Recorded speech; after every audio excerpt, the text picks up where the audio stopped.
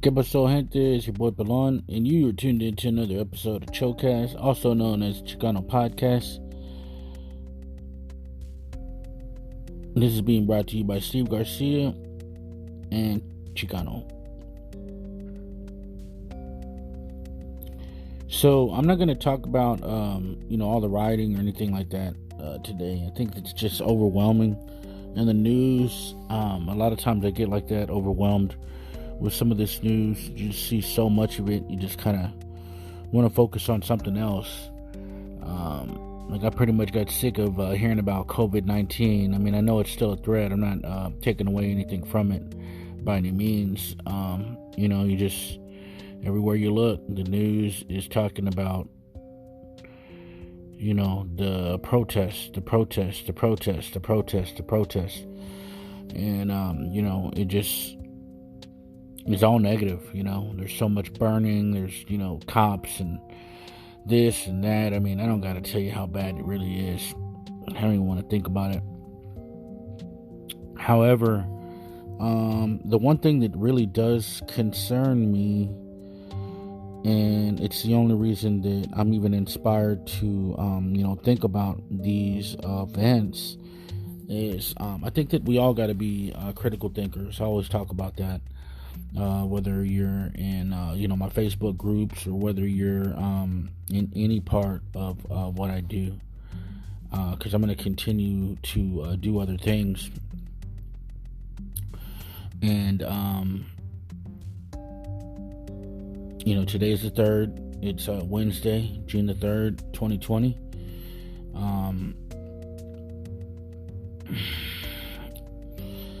And there are people that are out there inciting these riots, and they're not the protesters. They're not this is what this episode is about. They're like these imposters. I think that's what I'm going to call this episode, imposters. Just a bunch of fake people that don't look like the protesters. That don't live in the neighborhoods or the cities. From what I gather, what I've been reading, people are getting arrested. People are coming in from other places, and they're getting arrested. And they're none of them are from where they're getting arrested. They're coming in from different cities and different states. Now, I've even gone as far as to read some of these articles as saying that, people are actually paying them to do this too. I don't know how much of that is relevant, but I think we need to be really asking those questions. If it is indeed, other people, and these people are privileged. I just got off looking at a video where an enraged woman comes out talking about the guys that she just caught burning down. I think it was like a charging station. But it was just a bunch of stuff that they were kicking and breaking, and glass was everywhere. And the speech she gave was really a masterpiece.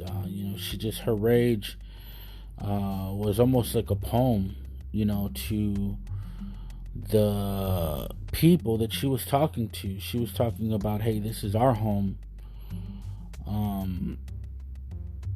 She had apparently served in the military. She fought for the country. She was telling those people, hey, you're obviously not from around here.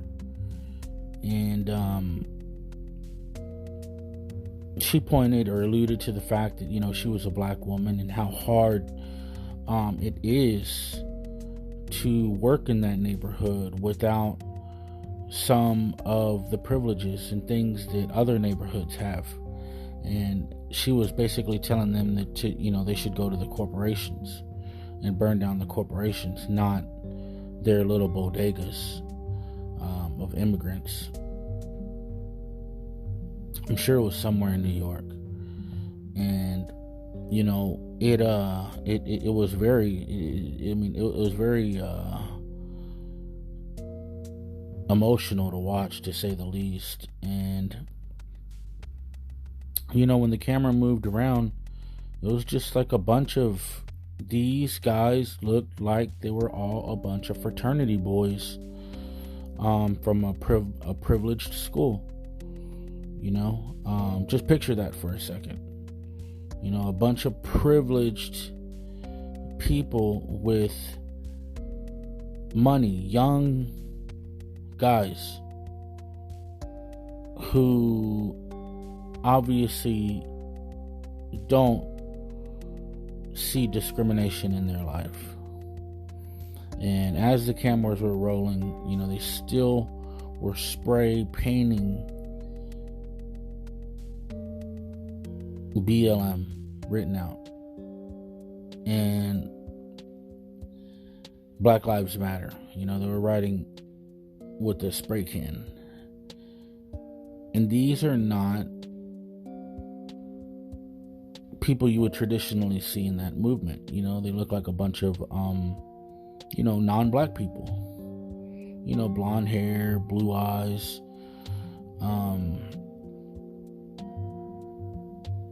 I don't know, man. It almost seems like there's some type of attack, and that's what I'm trying to stay away from. Is I want you to really think about, why? Because I want to know. I really want to know. I'm not just doing this episode because I think that I know everything. I'm saying, if a bunch of young college, white dudes go into, black neighborhoods, in like the Bronx or Queens or, wherever this was, and they start breaking shit, or these neighborhoods, that are full of immigrants, that obviously, these people are coming in from, different countries, to work hard or be day laborers. And, they're coming into their communities, they're coming from different cities, they're coming from different states, and they're wearing masks, and I don't think that they're too concerned with COVID-19, to be honest with you. They're wearing masks, and they're spray painting Black Lives Matter all over the place. And they just, to me, don't really look like the kinds of people that would normally be protesting in those numbers for a cause that has nothing to do with their demographic profile, if you will. It just, to me, it's troubling.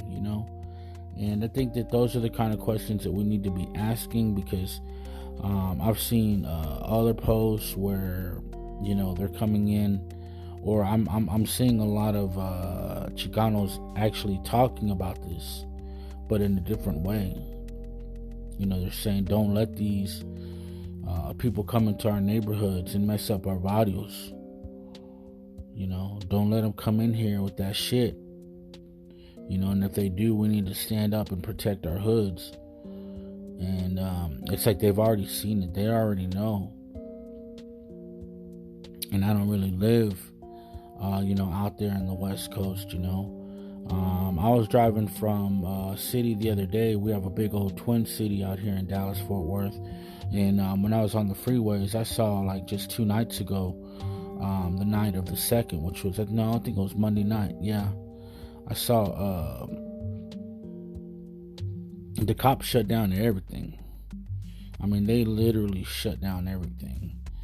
And so it's not really happening the way that it's happening everywhere else. I think Dallas pretty much has their shit on lock. They're not going to let it happen over here. We have a pretty big percentage of Chicanos and black people here.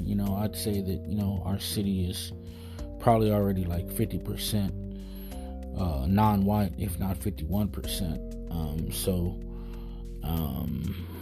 I don't know, what kind of percentage you need to have, to make this thing a little bit more of a contagious virus. But the point of the matter is I just feel like, it's everything nowadays just seems like this. I think back to that speech that JFK did, where, subversion, there these masterminds that, work underneath in secrecy, and he's the president of the United States. So I'm not trying to feel any conspiracies. I'm saying, hey, look into it yourself. You can find the videos where the cops are saying, these people are all out of towners. You can see, where they're on skateboards. You can see that they're, obviously not from the neighborhood. You can see that they're obviously not, hell, some of them have accents. I've noticed that. They're obviously not Black Lives Matter, material. And this does affect, I think, the black populations and the Mexican, indigenous, Chicano populations are the minorities. The non-white people in a different way than a lot of folks that, have privileges. And when I say that, when the news gets a hold of it, let's just say it's Fox News, they're not making it look like these are peaceful protests. They're making these protests look as bad as possible. The looting, the fire burning, the shots, the cops, having to protect themselves because of, the violence. And I'm sure there's a little bit of that. There's always going to be some negativity, I think, with any mass scale rebellion like this. However, there's a big percentage of it that I think is being perpetuated or instigated. When they leave big old tons of bricks, when they leave big old mountains of bricks, in the middle of the street, for people to pick up and start throwing windows, who's leaving those bricks? Juan and Jose just didn't get in their pickup trucks and fucking decide to go, pay for some bricks and just put the shit out there. There is something going on. This is some kind of fraud. This is some kind of, it's a fraud. It's a fraud. It's an attack on people that just aren't ready for it. They're always, that's what they do. They undermine Chicanos. They undermine African Americans. They undermine minorities to the fact that, we're not going to figure it out. And unless we had seen this on the news, and unless we had been out there to see it for ourselves, we wouldn't have ever known. So I'm glad that people have cell phones and cameras. Back in the day, they didn't have all these technologies. They would have just swept us under the rug, like, we were just doing a bunch of dumb, foul shit, and just start locking us up, and they would have kept on killing us, and this thing would have been perpetuated into a worse situation than it is now. So really, that's basically what this episode is about.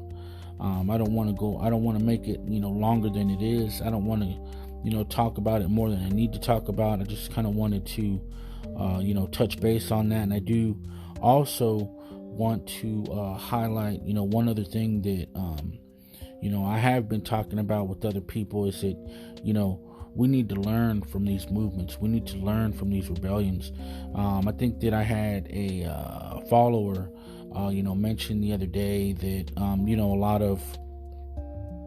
I've had a few followers talking about how we're not doing the same thing, and we've got lots of issues with our kids in cages, or problems at the border, and the immigration concerns with locking up human lives for just inhumane violations of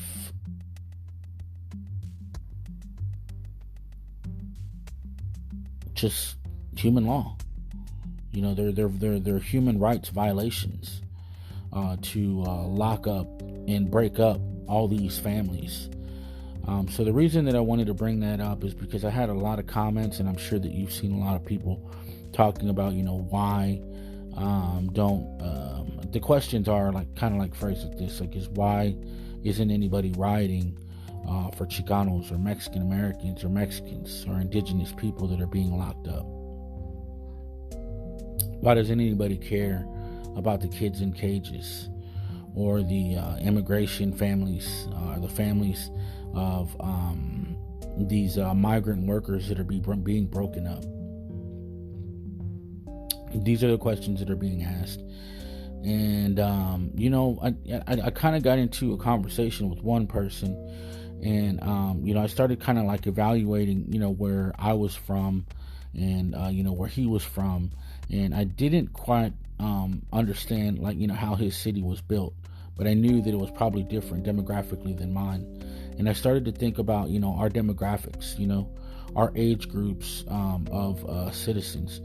And, I didn't think that I was actually going to come up with this idea, but, when I sat back and I thought about it, I started to think about, like the protesters that are out there, because in our particular city, like in Dallas, Texas, Dallas, Fort Worth, we have a huge metroplex. In Dallas alone, I want to say, there's probably somewhere between, 3 and 5 million. And when I say 5 million, I'm talking about the whole MSA or something like the metroplex. I think they might call it like a metro service area or metroplex something area.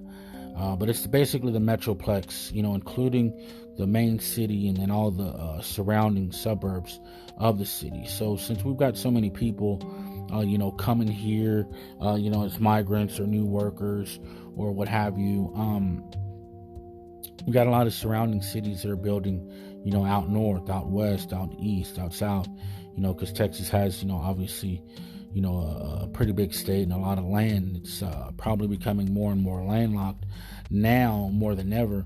However, there's a lot of cities that surround Dallas. And when you really look at the age group, you see totally different demographics as opposed to a lot of other cities like that I would think, like in maybe the West Coast or New York specifically, where, you may have like a more leveled population. And when I say leveled, you probably got a pretty good amount of young people, middle-aged people, and then old people. It's probably pretty consistent. But when you're talking about Mexicanos in a place like where we live, I'd say, and this is part of the conversation, is I'd say it's probably 50% at least, maybe even 2/3 of our population are either going to be young, underage, under 18, so they're not really old enough to protest or even understand what protesting is, or they're within an age group that they probably have children and they're working and working and working and working and working, and they're uneducated. They're over here, building the roads, building the construction, building the city up, doing all the hard, building up the city, building up the country type of jobs. Either that or, just working, serving, whatever communities, or, they're making your food, or, doing the laborious jobs that nobody wants to do. That's what Chicanos are known for. That's what Mexicanos are known for, our people. So that being said, when I say the first generation Mexicanos, I'm not talking about like the second generation, what a lot of people would think, are more Chicano. I think that we're all the same, honestly. But people kind of have like different definitions and this and this and that. And I think that we should embrace all of them. But, we kind of understand also what people mean. So second, third, fourth generation, Chicanos that kind of have a little bit of understanding, a little bit better grip on education, a little bit, older age, to where, they understand, they're not so young to where they understand, what's going on intellectually and politically, to be involved inside of, protest, a real protest, not where we're just, doing stupid shit, burning shit down, but actually have like a protester's mentality and understand, the civics and the politics and, the governance behind it. So, when I was thinking to myself, like, 50, half to 2/3 of our population probably fall within that age range and education range, then, it's easy to see that, we really don't have as many people, even though, on paper, we probably just, started becoming a bigger majority than a minority, maybe by numbers, but our numbers are so, like I said, fluctuating in demographics with the education and the age group, that out of, let's just say, that 5 million that exists, in Dallas, Fort Worth metro area, our city is probably more comprised like, 1 million, So if we just look at, the city and the rest of the cities, we probably only have a little over 1 million people, that are Mexicano or Chicano. And then we probably only have a little over, 1 million people that are also minorities, but they're Black Americans. So let's just say it's like 1 million, 1.25 million, something like that. Well, I mean, if 50% or 2/3 of that is primarily underage or uneducated, and they don't even really know what a protest means or what it really is, and they're spending every last minute of their time working, or else they're going to get kicked out, they need to continue working, then it's easy to see that we don't really have as many people as, let's just say, our brethren, the Black Americans, the African Americans that are out there, in big numbers, doing the protests. So I kind of wanted to break that down. That might have been a little complicated, but I did kind of want to think about it for a little while, because this is a learning effort, man. I think that, we should look back, at all of the protesting, all the revolutions, all the rebellions, all the protests, of Martin Luther King, Malcolm X, and we should learn from them. And we should look at the power that these protests really have, and we should look at like what could be possible. Like, if somebody's really doing all this foul shit with the bricks or trying to sabotage the way that it looks on the media, we need to be prepared for that when we come correct and do our protests, because the time is coming. Our people are coming of age, and our people are coming of education. In a couple of more generations, in a couple of more years, those demographics are going to dynamically change. They're not going to remain static. So I just kind of wanted to touch on that for a little bit, and also say that I think that we should use this movement. We should definitely use this movement as a synergizing effort to gain awareness, for the children. If you're out there protesting, for George Floyd, and the families and everything awful that happened at the hands of the cops, then we also need to bring attention to our movements as well. They are doing it to Chicanos. They are doing it to Mexican Americans. You can find the names of the people that they're killing, and you could put their names on the boards as well. And there's countless names. There's so many names of so many people that are dying at the hands of cops, that are dying at the hands of Border Patrol. There's so many stories All you have to do is do your homework, do your research, investigate it, put it on your board, start talking about it, put it on social media, let other people know. But I did want to say that before I got off, and I'm going to go ahead and wrap this episode up. But until the next episode, I'll talk to you later. Peace out. I have to watch you.